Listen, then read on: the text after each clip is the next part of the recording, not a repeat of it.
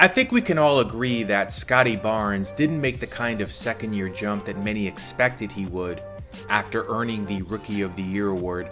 His 15.3 points per game average in year 2 was what he averaged in year 1, but he took more shots, which meant he shot a lower field goal percentage. To be precise, he shot 45.6% from the field overall in the 2022-23 season, which was about 4% lower than in his rookie campaign. Now, to be fair, Barnes is a versatile player who impacts the game in a variety of ways on both ends of the floor. So even when he's not doing much damage from a scoring standpoint, he does contribute in other key ways. Let's take a deeper dive into his game and see what he did well and what still needs to improve going forward. Let's start with the scoring aspects of his game. The thing that he does a lot of is turn drives into post-ups.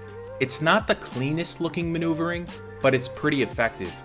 He generally likes taking his defender to the post, often to the left block, and using his nifty footwork to work his way into the paint before attempting a baby hook, a fadeaway, or a push shot. By taking his defenders to the left block, it makes it easier for him to get to his right hand as he makes his spin move into the paint. Barnes was one of only 16 players this season to take at least 100 post-up shots, according to Second Spectrum tracking data. But among them, he was the only one that isn't a center or power forward. And on those attempts, he shot 46.9%, which among those 16 players was 4th worst. In case you're curious, Kristaps Porzingis had the best field goal percentage on post-ups, among them at 65%. Nikola Jokic was second at 59.7%. I'd say in general though, his driving ability and force was the most improved aspect of his game. This past season, he took 200 driving layups and shot 54% on them. In his rookie year, he took 162 driving layups and made 51.2% of them. Through his footwork, patience, size, and length, he can slip through cracks pretty well and find just enough room to create a shot near the hoop.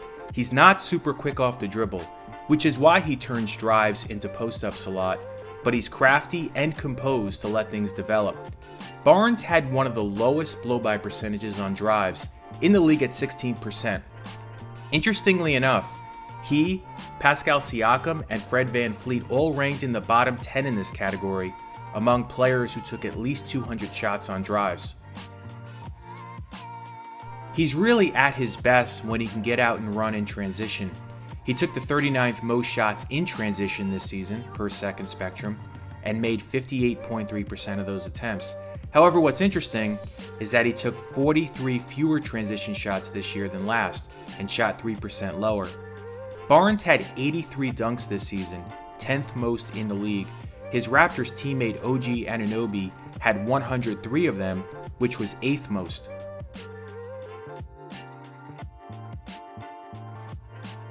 Something that definitely needs work is his pull-up jump shooting.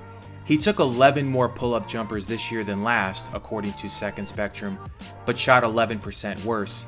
His 32.5% pull-up jump shooting was 9th worst among players who took a minimum of 75 of those shots. Something that really stood out to me looking at the data, and this is unrelated to Barnes, but Jason Tatum, obviously one of the best players in the game and best scorers, had the worst pull-up jump shooting percentage at just 23.9% among those who took at least 75 pull-up jumpers. Thought that was interesting.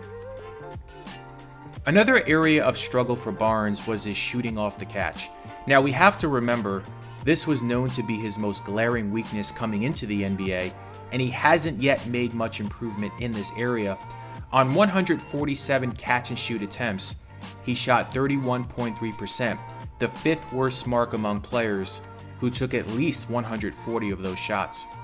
He also took many more step-back jumpers this season, but only converted on 31% of those tries. He really struggled with his three-point shooting. He only made 28.1% of his attempts from beyond the arc, 2% lower than last season.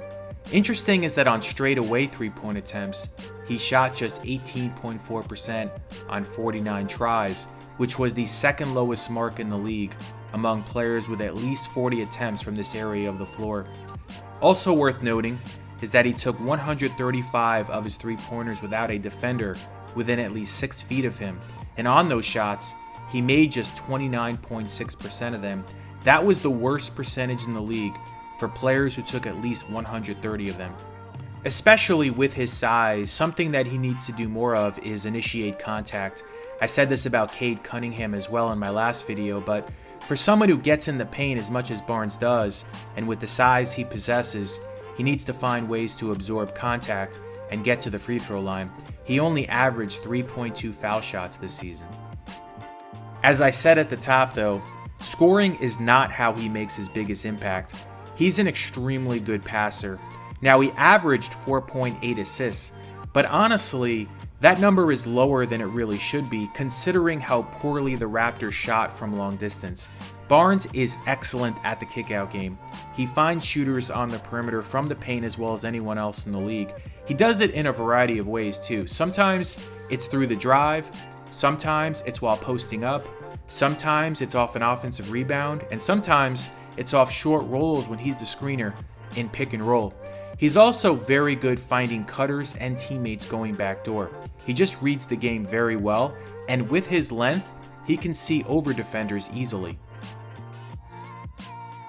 He doesn't turn the ball over much either, just 2 per contest during the 2022-23 season. Here are some more clips that really accentuate his superb passing.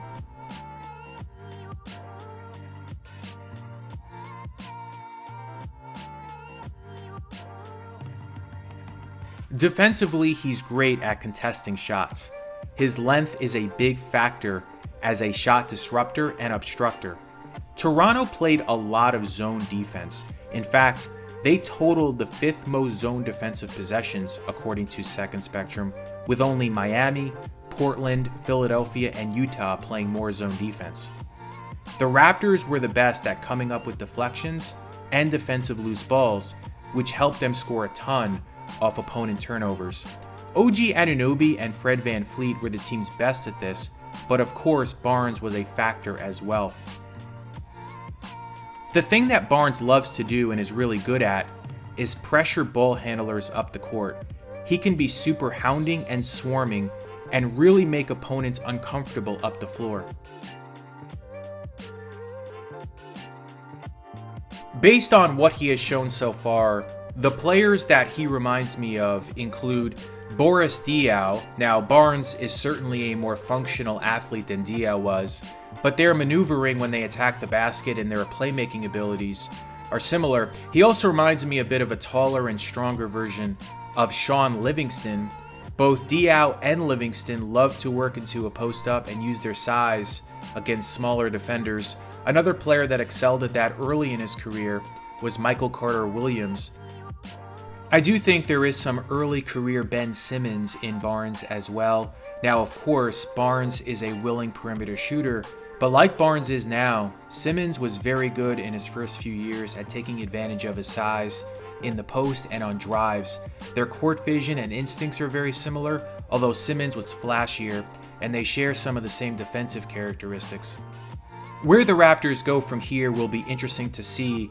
They're going to have a new head coach, that we know. I think the key for them is surrounding Barnes with much more shooting. As I said earlier, they were an extremely poor three-point shooting team, and with Barnes' skills, he needs spacing around him to fully capitalize on his strengths. So that'll wrap up this video. If you like this kind of content, please subscribe.